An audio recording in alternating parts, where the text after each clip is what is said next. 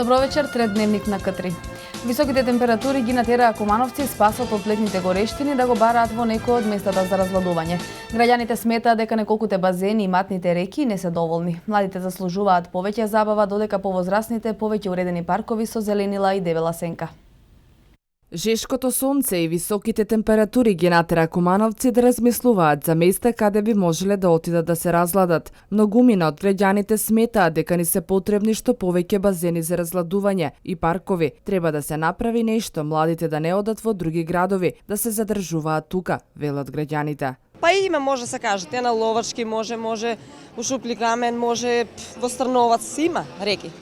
За капање, мислу да се бањаш, има, зашто да не. Најсиромашен град у Македонија од Куманово помизерно не се виде. Уствари Кратово га шие после Куманово.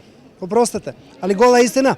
Нема дека се разладимо. Едно базенче што има. Доле нема дека. Али рекички се туја. Крива река, Чинја.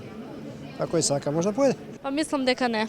Освен младите што одат на базен, мислам дека не, преку ден. Според мене. Ако го искористат месецот на одмор, друг ден не знам каде би можело да одат. Бидејќи стварно освен базен нема каде да се оди во Куманово, според мене. Барем малку да се активираат за пример за повеќе простор да отворат за базен или пак нешто да се направи каде што можат преку ден младите да одат освен дома што и се ладиме. Нема каде. Би требало уште неколку места да се отворат. Има, само зависи каде да има. Каде вие најчесто како помлади преферирате да се разладите? Да се разладимо повише у базен или дома која е ладовина. Базени, нормално повише, паркови, зеленило, да се одржава зеленило и тој. Мислам дека може да има повеќе, така да за да не се оди другде, подалеку, може тука да се направи, да има поубави услови за разладување, за поминување. Така, што би требало според вас да има повеќе, што да се направи? Па повеќе да има на повеќе места, да има фонтани, да има базен, на повеќе места за да не ни одат на страна млади, деца да не одат на страна. И покрај тоа што во Куманово има неколку базени, реки кои се матни и бања, тие не се доволни, велат граѓаните. Летото е во полнек, потребни се повеќе места каде младите може да се разладат, а воедно да се дружат. Препораките од лекарите се следат, но не и цел ден под клима да се ладат. И покрај статистиката дека се поголем број македонци заменуваат на работа во странство, ништо помал не е процентот и на оние кои се враќаат и своите пензионерски денови ги поминуваат во своето родно место. За тоа што ги натерало да се вратат од Германија, разговараме со семејството Груевски. Дури 90% од македонските гастарбајтери во Германија по пензионирањето одлучиле да се вратат на родните огништа кај фамилијата. Вела дека во Македонија им е најубаво, а живеачката поевтина. Еден од нив е 65 годишниот пензионер Часлав Груевски, родом од Кумановско село Уминдол. Тој веќе 5 години е пензионер, повратник од Германија, а со својата сопруга живее во новоизградената двокатна куќа во Уминдол. Вели дека му е најубаво дома, иако неговите деца останале да живеат во Германија. За него најголемата среќа да се биде во своето родно место, а тоа и било и пресудно да се врати дома. Во Германија се занимавал со браварство, а и во пензионерските денови останал доследен на својата професија. Родниот крај, тоа е најважен. Тоа е, кажам, вака отворено и се. Јас сте во живеел, како некој куќе да го вржиш. За Германија. И си сакам родното место. Се во нашето село, едно многу лошо, што нема тој канализација, водовод, немаме. Тие работи не може. А зашто е убаво тука да се живее? Воздухот се чисто ние се. Имаш друштво, комши имаш, има се. Тамо немаш никог. Со швадбаш, комшија немаш. Само може да го гледаш. Само една работа, доброто утро, навреш, отиде, готов си. По кафанишја, там одиме, спацираме. Нема со кого да живееш. Тука сме сите заедно. Ние сме мезници, тука, староселци. Одамна сме тука, одамна населени, тука сме родени. Со што се занимавате во овие пензионерски денови? Јас секогаш се работам, браварски работи. Секогаш ја работам. Јас се сам правам, ником ништо. Из авто, значи приколка си направи, се си направи сам и регистрирави броеви, се направи. Часа во својот дом живе заедно со својата сопруга Невена, а пензионерските денови им поминуваат во градината во која ги одгледуваат скоро сите градинарски растенија. Сопругата Невена вели дека во Уминдол се вратиле да најдат мир и да уживаат во пензионерските денови, а и нивните деца останале уште да печелат бидејќи таму веќе имаат сигурна работа. Тие се вратиле во родното место бидејќи тука им е најубаво, иако во селото се соочуваат со проблемот на водоводната канализација. Натера не зашто родни крај е наш туја, стари со живеале туја, од овдек смо потекло, прави македонци, али нема везе и друг да е нас, као што се тиче, дали србен или македонац, наше е место, родно место, родни крај. По тој ми вратимо се туја, деца се повлечоше таму у Германiju, они останаше таму, али ми дојдомо. Како ви поминува еден работен ден обичен? Па, како на сваку жену која оќе да работи, она ќе си помине супер. До еден крај едно завршило, оно друго стигнало работа, малце до башчу. Одгледуемо малце лук насадено, црни лук што викав, бели лук, нешто пиперки, патлиџани. Вакви и слични приказни имаат уште многу македонски гастарбајтери кои мирните пензионерски денови ги поминуваат дома во топлата и сончева Македонија. Вело дека имаат две татковини, Македонија во која се родени и Германија во која ја поминале младоста и зрелоста, која им овозможила работа и пристоен живот, а сега и пензија. Но сепак, како што велат, најубаво им е во Македонија, зашто само дома си е дома покрај родното огниште со семејството. Домот за стари лица Зафир Сајто ќе инвестира во реконструкција на 13 соби и тоалети. Постапката веќе започната и ќе се спроведува согласно Законот за јавни набавки. Огласот ќе биде објавен на Бирото за јавни набавки и реконструкцијата ќе отпочне најмногу за месец дена. Потребно е постојано да се инвестира во услови кои ќе обезбедат достоинствен престој на старите лица. Затоа Домот за стари лица Зафир Сајто ќе одвои 3 милиони денари за реконструкција на така наречениот прв реон на установата. Реконструкцијата се очекува да започне во најбрз можен рок. Денеска објавена е тендерската документација, а согласно условите ќе биде одберена фирма која ќе понуди најниска цена согласно Законот за јавни набавки. Ова е втора реконструкција на Домот за стари лица во тековната година. Во февруари годинава беа одвоени 1.800.000 денари за реконструкција на 11 соби, тоалети и бањи.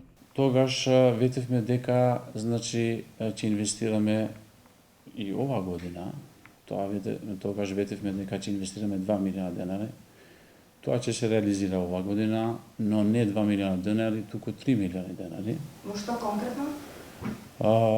Конкретно ќе се реновират околу 13 соби, исто така толку тоалети. Прецизно ќе го конкретизираме во нашата тендерска документација во рамките на финансиската кондукција која имаме, односно во рамките на овие пари што ги имаме на располагање. Ќе бидат реновиран првиот реон од нашата зграда. Кога се дали е тендерската постапка веќе започната? Тендерската постапка денеска е започната. Мислам дека многу брзо ќе се реализира за месец или месец и пол, зависи како ќе тече спроведувањето на тендерската постапка. И се надеваме дека најбрзен, краток рок ќе се реализира овој проект. Главна потреба на корисниците е да имаат достоинствен живот, што подразбира добри услови за сместување, квалитетна здравствена услуга, нега и активен социјален живот. Затоа ќе се инвестира и во подобрување на здравствената услуга. Се разбира дека имаме потреба за подобра здравствена услуга во Домот за стари лица. Во ова насока ние се обидуваме да соработуваме со надворешни соработници, односно да ги ангажираме двајца специјалисти од приватна или државна болница, и во тек сме на ангажирање на овие двајца специјалисти, кај ќе доаѓаат два пати еднаш неделно, ќе доаѓаат на визита во Домот за стари лица, кај ќе ги посетуваат сите корисници со цел да ги спроведуваат терапиите кои што се во тек или да смена терапија и така натаму. Ние имаме добра соработка со нашата болница, односно општата болница во Куманово и здравствениот дом во Куманово. Меѓутоа имаме потреба повише да го зајакнеме овој дел, односно оваа здравствена услуга.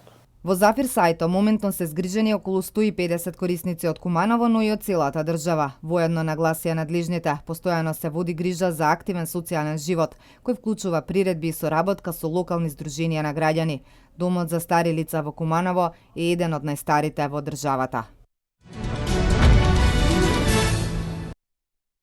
Завршена е жетвата на јачмен во Кумановско, додека на пченицата е при крај. Според податоците на подрачната единица на Министерството за земјоделство, шумарство и водостопанство, годинава поради лошите временски услови, приносите и на јачменот и на пченицата се пониски во однос на лани.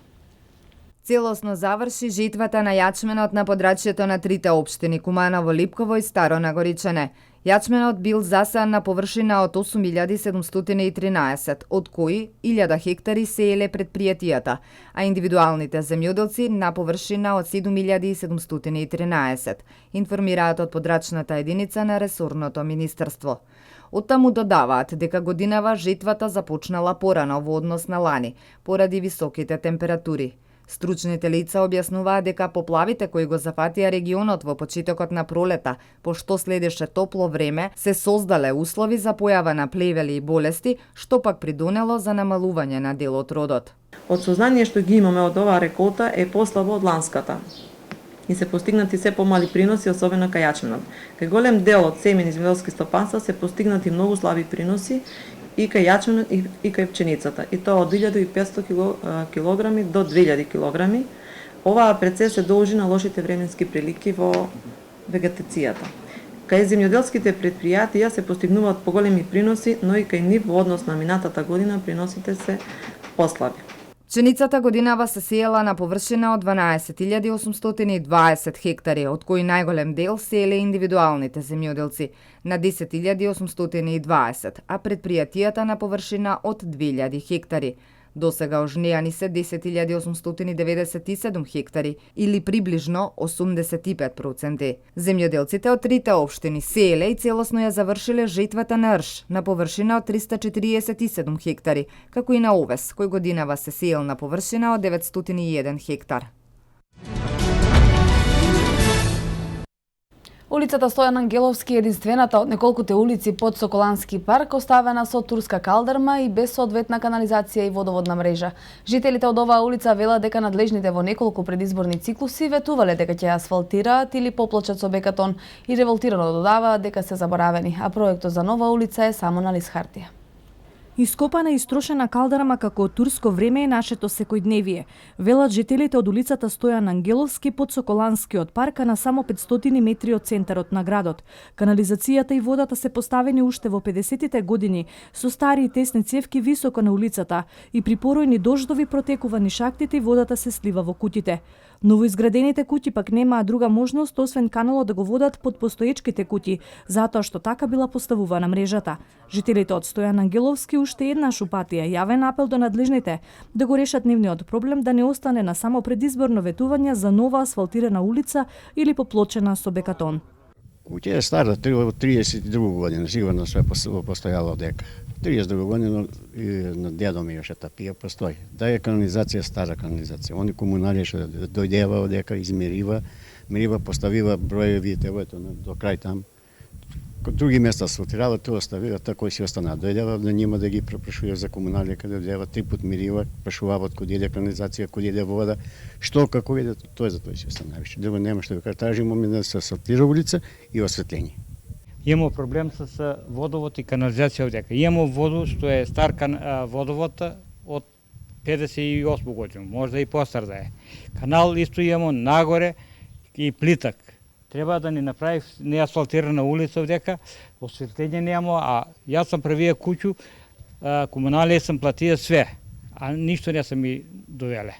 Надлежните од локална... Има 2010 план у општина Куманово да се реализира и улица. Она требаше да се прави, не го направива, што беше спорно, не знам, а важно го има у план да се прави. А кад ќе го прави, може да ќе проде и с години. Реагирано е во општина и така. Дојдат, измерат, ќе ставиме бекатон плочки. После нема ништо. Па како вика овој, па канал имате овој, ама канал кетак не може човекот нова куќа направи, не може да се приклучи никако на канал. Мора да дизат цевку нагоре, после би се приклучи и тој не е фина работа. Жителите на Стојан Ангеловски дополнително се револтирани поради фактот што сите околни улички под Соколанскиот парк се веќе реконструирани и асфалтирани. Додаваат дека инвестицијата е мала, а придобивките би биле големи за 15 куќи од оваа улица, кои сите имаат уредно платено комунали и други давачки кон општината. Кумановци се венчаваат во претесна, неклиматизирана сала, а присутните гости се приморани да стојат затоа што нема ниту столови, ниту клупи. Оние кои се венчавале скоро нема да ја заборават ниту старата дотраена зграда со излупена фасада, на која и не се познаваат буквите со кои е испишано сала за венчавки. Локалните власти во моментот не можат да ветат нова сала, но ќе се потруделе да ги сервисираат климатизерите, за да кумановци се чувствуваат подобро за време на летото кога е сезоната на венчавки. Чинот на венчавање е еден од најважните моменти на секој човек. Кај нас на место венчавањето е да е нешто посебно и незаборавно, додека да дојдеш на ред кај матичарот, чекаш на дотраени скали и предврати кои се поставени децении назад. Од дотраените испукани плочки пак пред вратите може да се случи да се скрши штиклата на невестата, па доколку е суеверна да си мисли дека тоа е лош знак. Велат кумановци, минимално уредување на интериерот имало пред 10 години, со поставување на ламинантен под и столови за младенците. Но останатите присутни гости мора да стојат на нозе, затоа што нема столови за седење ниту пак клупи, а пред известно време и просторот бил преграден, па така внатре и нема доволно место за сите. Кумановци упатија апел до надлежните и бараат нова модерна сала како што доликува на чинот. Може да во секој случај може да се реновира. Сега се тоа зависи од локалната управа, бидејќи тоа во нејзина надлежност, таа треба да одлучи, да направи една анкета како да се среди, што да се направи. Во секој случај тоа ќе остане на нас граѓаните, бидејќи ние ќе се сеќаваме на тој ден. Кога последен пат сте биле тука на свадба? Па пред 3 месеци, па онак солидно, не се останато од пред 10 години, не е ништо сменето. Па се што е поубаво за сите ни годи, да се обновува и целиот град, да се реновира и да се подновува и улиците и салата. Не велат дека младите тој ден ќе им остане запаметен во животот. Да. Дека треба да биде во некој поубав амбиент. Па би требало. Ние кога се венчавме беше поинако, сега барем овие децата нека уживат во поубавото. Па треба малку да се реконструира, нели? Внатре задоволни ли сте од амбиент? Внатре не сме баш задоволни, треба малку да се прави поправка на амбиентот таму. А просторот добар ли или треба да биде поголем? Треба малку поголем да биде, да. Ја гледам во Турска сум бил, во Турска, и таму сала за венчање има многу убаво место, поголема е и сите фамилијани што доаѓаат значи за венчање, они се делат. И се направи да.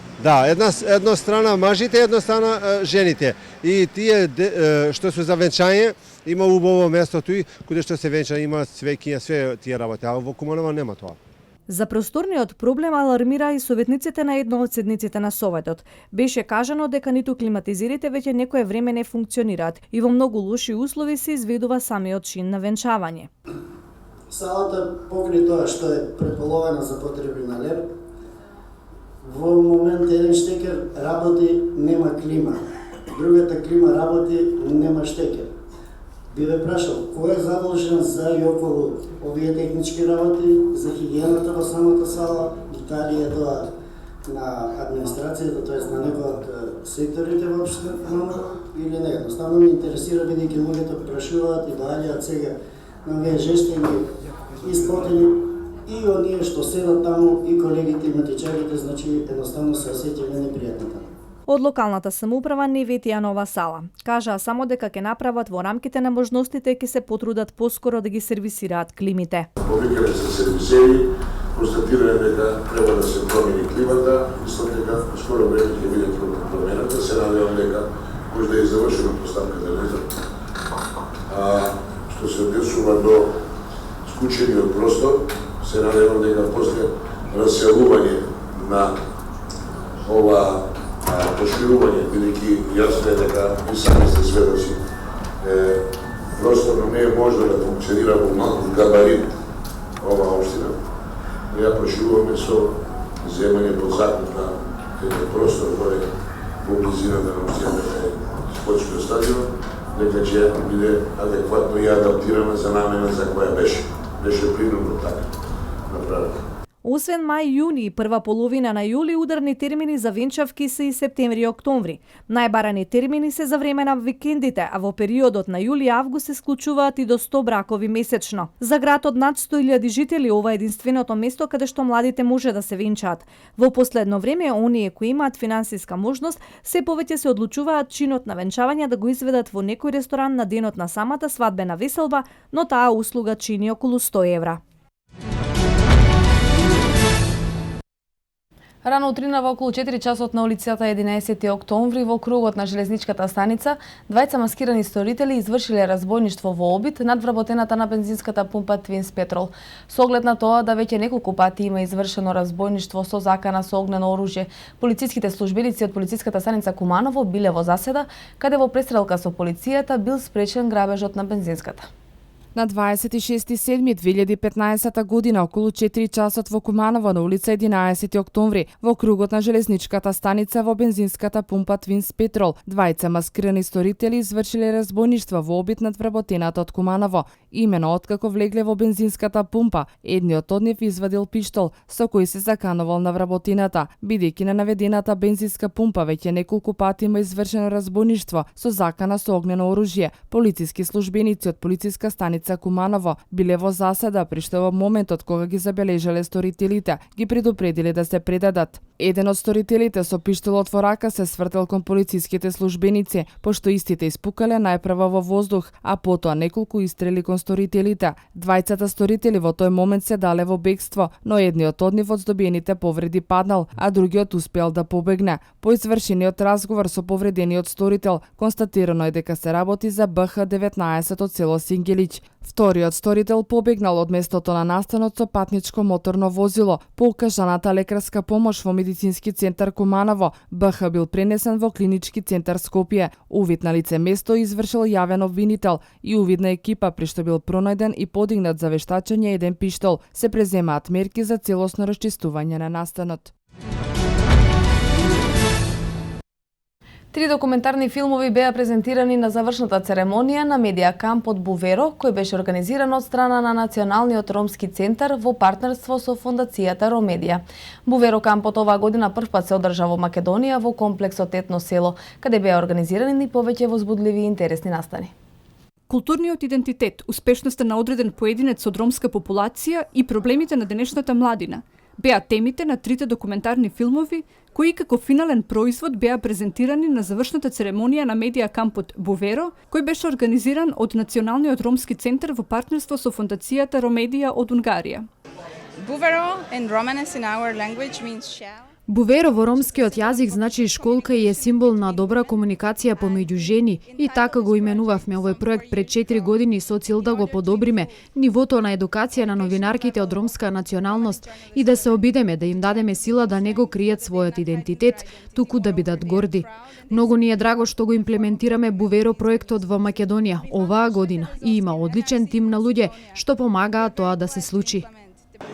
Имавме презентери во областа на историјата на оваа популација на регионот на Балканот, историјата на ромите, секојдневните проблеми, пристапот до информацијата, што е информација, дали е богатство, дали не е богатство, а сега информација која споделуваме тоа е едно високо богатство, на ромски значи едно барвалипе, а ова што го велиме Буверо, да ви кажам, по квалитет, по одговорност од ромската жена во моментот нема, бидејќи ромската жена е 5 пати дискриминирана. Прво што е ромка, второ по религија што е представена, трето дека е жена и мајка на 3, 4, 5, 7 деца, а четврто дека нема можност да се вработи. Најквалитетни ромски кадри од Балканот, новинарки и активисти помогнаа во едуцирањето на учесничките на кампот. ромски девојки на возраст помеѓу 18 и 25 години, од Куманово, Крива Паланка, Кратово, Пробиштип и Скопје, кои се стекнаа со искуство во професионалното снимање и новинарството и беа вклучени во студии од областа на ромскиот идентитет. Кувањата ни се исполнети, научивме ново за новинарство, документарците веќе се ни снимети, ќе ги видите. Нашиот документарец станува збор за мигрантите, бидејќи таа тема е најактуелна во моментот во државата и нашиот документарец е за тоа. Ние многу малку всушност знаеме за идентитетот на ромите. Имавме одличен предавач кој што ни презентираше многу убаво за тоа и бидејќи идентитетот на ромите всушност е зачуван само јазикот, мораме да бидеме упорни и од традиција на традиција да го пренесуваме, да не ни се изгуби и тоа. Односно мојата група работевме на документарниот филм Реџеп Реџеповски, тоа е познат боксер ром. Сакавме на некој начин да ги мотивираме младите роми, повторно да се вклучат во спортот, бидејќи сметаме дека ние можеме да се покажеме и во тој дел во најдобро светло. На Буверо кампот, кој оваа година првпат се одржа во Македонија, во комплексот Етно село, беа организирани повеќе возбудливи и интересни настани, задачи и предавања според програма која што беше поддржана со програма од САД, амбасадата во Будимпешта и Европската комисија од Брисел. Организаторите се задоволни од постигнатите резултати и се надеваат дека следната година медија кампот во Македонија повторно ќе биде организиран. Крива Паланка продолжува да живее во духот на културата. Во рамки на манифестацијата Топло културен бран, вчера вечер љубителите на пишаниот збор имаа прилика да уживаат во лирските треперења на младите и повозрасните талентирани поети и поетеси, членови на литературниот клуб Калин, како и во творештвото на гостите од литературниот клуб од збратимениот град Вршац од соседна Србија. Токму на местото каде се спојуваат верата, надежта и љубовта во преубавиот амбиент на манастирот Свети Јоаким Осоговски, присутните имаа можност да уживаат во поезијата на десетина поети, меѓу кои млади и повозрасни кривопаланчани, членови на литературниот клуб Калин, кој функционира при Националната установа Центар за култура. Традиционалното поетско читање лирски треперења годинава беше збогатено и со настапите на членовите од Вршачкото книжевно друштво. Драго ми е што сам данас у граду побратим у Криве Паланце. Први пут сам овде и као да сам веќе дуго овде, толико сам задоволjan приемом. Ja sam danas prvi put na ovoj književnoj večeri. Mogu da vam kažem da sam oduševljena, međutim nisam prvi put u Krivoj Palanci. Naša opština Vršac jako dobro sarađuje sa opštinom Krivom Palankom. Како што истакна Александар Ангелов, директор на Центарот за култура, богатата културна понуда на локалната сцена продолжува, а ова поетско читање кое е дел од манифестацијата Топол културен бран 2015 и вистинска прилика поетите и поетесите да се представат пред своите сограѓани, со творештвото кое воодушевува и освојува награди секаде каде ќе се презентира, а наедно ја поздрави и плодната соработка на културно поле со гостите од спратимениот град Вршац. Ова вечер имавме настан кој што е во рамките на Топлиот културен бран, значи тоа беше поетска вечер. Настанот се е наречен Лирски треперења и имаа можност значи поетите од Крива Паланка да земаат учество со некои своји творби, да учествуваат во овој настан и ги поканивме да ни бидат гости нашите пријатели од Република Србија, од нашиот збратимен град од Вршац, со неколку членови од нивниот клуб да учествуваат на оваа поетска вечер тука пред манастирот во Крива Паланка. И учесниците и публиката задоволни од преубавиот амбиент како создаден за лирски доживувања. Јас учествувам по втор пат на поетското читање Лирско треперење. Исто така и минатата година учествував. Оваа година се представи со една моја песна Сега кога не нема нас. Впечатоците се супер, како што и сами видовте, имаше доволен народ, сите беа задоволни. По втор пат учествувам на ова поетско читање Лирски треперења. Минатата година исто така учествував. Вечерва се представив со една моја кратка поезија, Најмила. Јас се представив со песната Ти си ми се, но пред се не можев да поминам која стоиме пред овој прекрасен Божји храм, да не ја прочитам песната Нашиот манастир.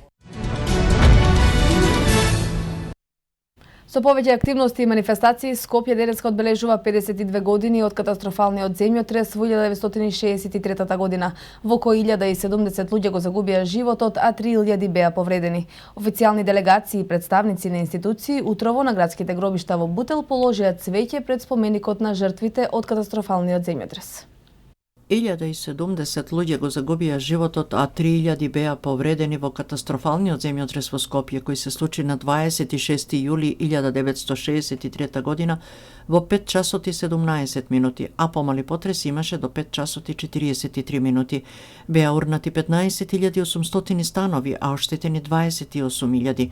Над 200 луѓе останаа без покрив над глава. Од трагедијата на Скопје целиот свет беше вознемирен и ангажиран. Меѓународниот Црвен крст упати апел до сите национални организации да организираат исхрана за скопските деца. Интерпарламентарната унија упати препорака до сите парламенти и влади да помогнат во обновата на градот.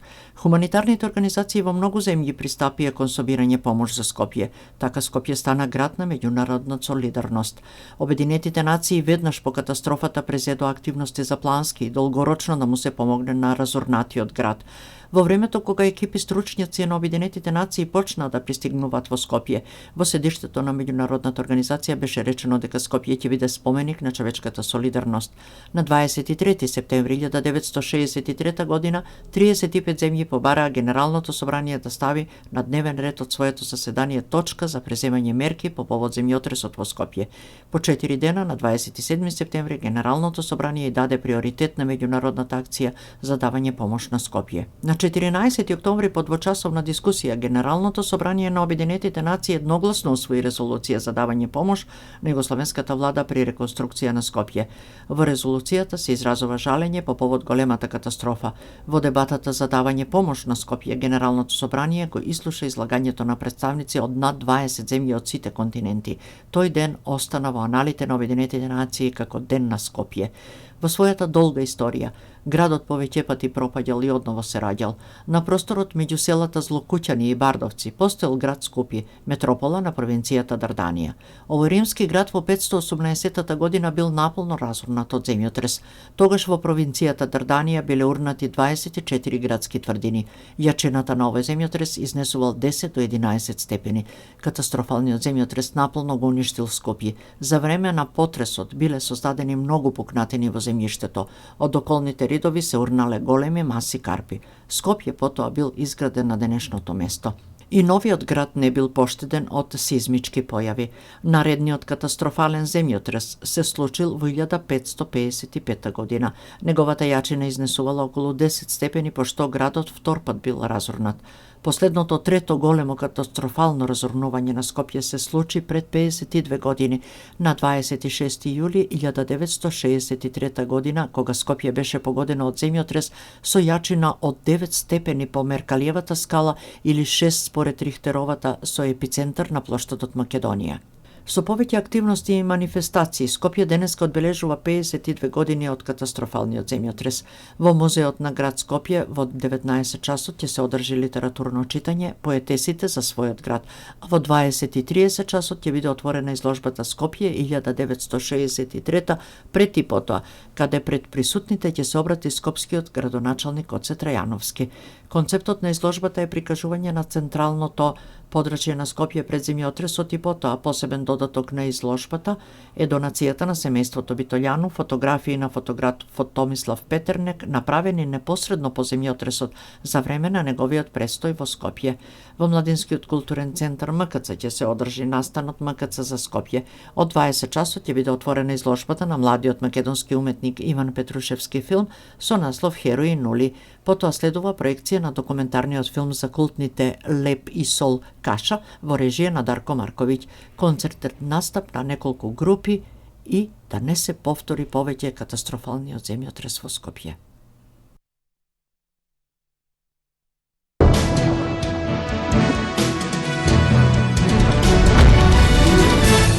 Двајца турски војници загинаа, 4 се повредени при напад со автомобил бомба.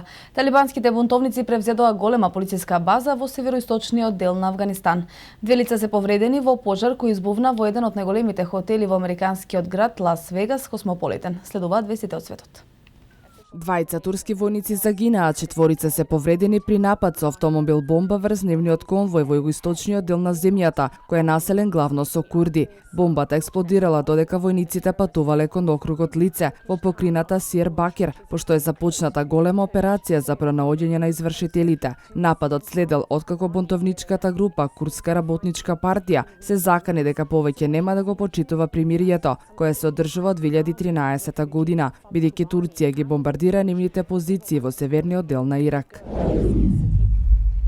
Талибанските бунтовници презедоа голема полициска база во североисточниот дел на Авганистан по 3-дневни борби, а над 100 полицајци и гранични службеници преминаа на страна на бунтовниците, соопшти афганистанските безбедносни сили. Началникот на полицијата во провинцијата Бадахшан, генерал Баба Џан, изјавил дека базата Тиргаран во округот Вардуш преминела под контрола на талибанците. Тој додаде дека локалниот полициски началник и граничните службеници им се пределе на бунтовниците заедно со целото оружје и опрема во базата.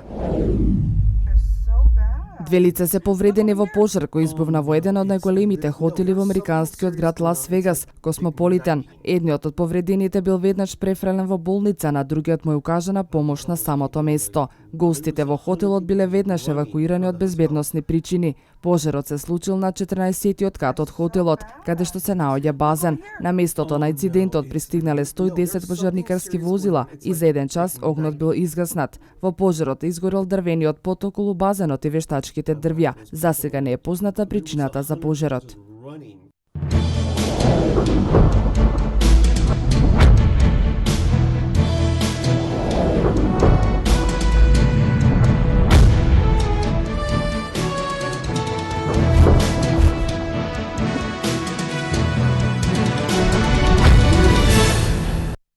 Македонската фудбалска репрезентација за престојните квалификацијски мечеви за светското првенство во 2018 во Русија се најде во исклучително тешка група. Избраниците на Друловиќ патот до Русија ќе го бараат преку гигантите Италија и Шпанија, како и селекциите на Израел, Албанија и Лихтенштајн. Фудбалската селекција на Македонија во рамките на следните квалификации за светското првенство во Русија се најде во многу силна група. Какви се шансите на нашите фудбалери, побаравме мислење од легендата на македонскиот фудбал Вујадин Станојковиќ. Господин Станојковиќ, за жал повторно немавме среќа во овие квалификации за светското првенство во Русија. Може да кажеме слободно ја добивме исклучително тешка група, па да слушаме еден ваш првичен коментар. Добро, сигурно до сега секогаш македонската фудбалска репрезентација имала тешки противници, значи за дали е тоа за европско или за светско првенство. Пред се ние сме навикнати да играме со великани, значи до сега скоро со сите имаме играно, осим со Германија, еве сега и прв пат со Италија, така да без разлика на сите тие, така да кажам, некои предности, квалитети фудбалски репрезентации како што се Шпанија и Италија, каде што е константно во Европа, Израел и во подем Албанија, каде што тука со Лихтенштајн можеме да се носиме, меѓутоа не треба никогаш да се предаваме и сигурно дека македонската фудбалска репрезентација знаела да изненади, знаела да направи добри резултати, можда немало во континуитет тоа да го направи, меѓутоа знаела и да одигра и со Холандија, и со Англија, и со многу други репрезентации кои се пред се величина и водечки во европскиот фудбал, така да имаме ситуација за година и пол дена, еве и овие квалификации кои се за европско првенство да бидат како некој предзнак или воигрување за нешто што треба да се случи за година и пол дена да почне квалификации за светското првенство во Русија 2018, така да треба да се усмериме на воигрување, на нашиот квалитет и капацитет кој го поседуваме и едноставно да репрезентацијата почне да полека добива лик на репрезентација фудбалска која ќе биде на некој начин конкурентна во било кои квалификации. А конкретно сега да ги прокоментираме нашите противници, тука се два великана Шпанија и Италија, потоа Израел, Албанија. Каде вие гледате шансата на нашите репрезентации? Секогаш Македонија е играла, пред се морам да потенцирам, ние треба да согледаме она што можеме и колку можеме. Пред се нашата игра и да бидеме преокупирани со сето она што го имаме ние и нашиот фудбалски потенцијал. Сето она што е као противник, без разлike кој и да е. Ние сме знаеле да загубиме и со тотални аутсайдери, а да ги победиме и да се носиме раме уз раме со најголемите великани на европскиот фудбал. Така да во овој момент, без разлike што е Шпанија и Италија, зошто да не? Зошто да не се одигра еден квалитетен надпревар и зошто да не се одигра сето она психолошкиот момент сигурно е на наша страна, императив за победа е нивен. Од друга страна тука се Израел и Албанија кои исто така може доста достоинствено да се носиме и да играме. И за крај последното прашање, според вас, кој е фаворит од нашата група да се пласира директно за светското првенство во Русија? Добро, сигурно дека тука нема двосмисленост. Италија и Шпанија ќе се борат за првото место. Сигурно дека останатите ќе се борат за некој чекор погоре. Така да ние без разлика што е таква група каква што е една голема шанса, една голема ситуација каде што можеме да направиме еден голем фудбалски исчекор за понатаму. И покрај тешката група треба да им дадеме подршка на македонските фудбалери во обид за успех во овие квалификации. Во вестите од меѓународната сцена донесуваме. Екипата на Пари Сен-Жермен со астрономска понуда до Реал Мадрид за Кристијано Роналдо. Челниците на фудбалскиот клуб Ливерпул решија да започнат со реконструкција на стадионот. ПСЖ е подготвен во овој природен рок да потроши многу пари со цел да формира силна екипа за наредната сезона, бидејќи УЕФА на 3 јули дефинитивно ја укина суспензијата за кршење на финансискиот ферплеј, екипата од Парис почна да прави планови. После тоа шиците на ПСЖ испратија астрономска понуда за Кристијано Роналдо, за кого понудија неверојатни 120 милиони евра. Шејкот Насер Ел Келаифи веќе потроши 68 милиони евра за ангажирањето на Ди Марија, а се очекува и понатаму да троши во ангажирањето на нови звезди. Што се однесува до Роналдо, засега Перес ја одби понудата на ПСЖ бидејќи тој се повикува на откупната каузула која изнесува 1 милијарда евра. Според мадридскиот весник АС, ПСЖ нема да се откаже од намерата да го ангажира Роналдо во своите редови и повторно ќе се обиде во наредните денови. Фудбалскиот клуб Ливерпул, во кој овој природен рок потроши многу пари на засилување на играчкиот кадар, во наредниот период челниците решија да тргнат во нова инвестиција. Ке се работи на реконструкција на стадионот, а веќе дел од активностите започнаа во декември, а новата модерна трибина ќе треба да биде готова за сезоната 2016-2017 година. Се очекува капацитетот на Енфилд да биде зголемен за 8500 седишта од сегашните 45500. Новата главна трибина ќе треба да има нов изглед, зголемен тунел и нови клупи за резервни фудбалери. Директорот на Ливерпул, Јан Ајр, изјави дека е горд на новиот проект и дека проширувањето на стадионот ќе пружи одлична можност да се продолжи со сочувувањето на богатата историја на клубот.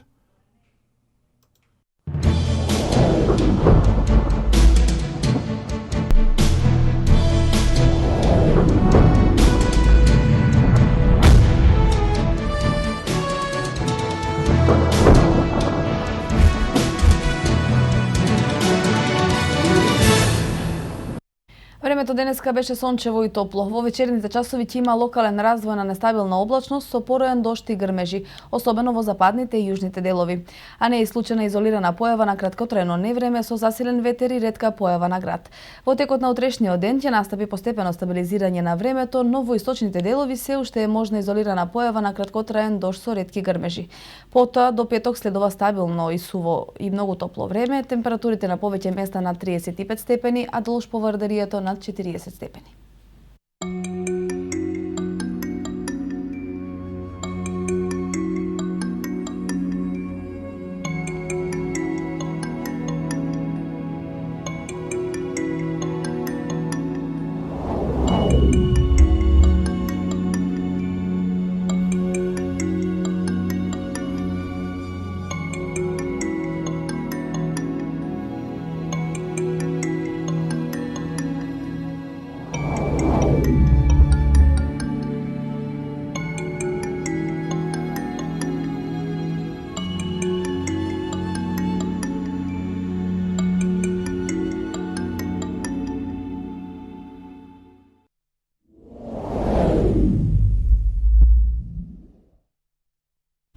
Ви благодарам на вниманието, пријатна вечер.